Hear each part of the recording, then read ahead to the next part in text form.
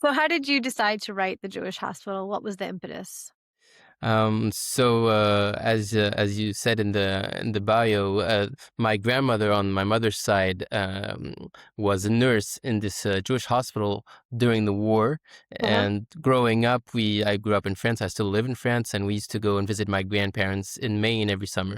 And I always kind of remember hearing those words, the Jewish hospital, here and there, growing up.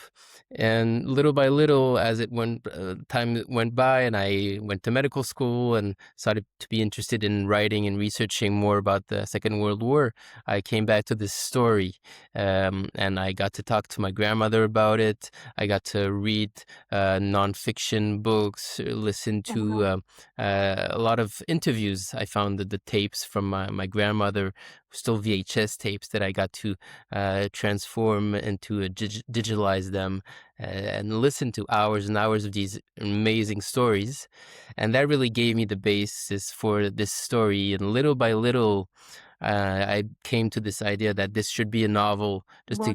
even though it's based very largely on true stories, either from my grandmother or from nonfiction. Or there's a great book called Refuge in Hell about the hospital that's really super well researched and well written. That was so just I just had a lot of material, and Uh-huh. decided to really bring it together to write it as a novel would be the best way to go to really get to the truth of these characters.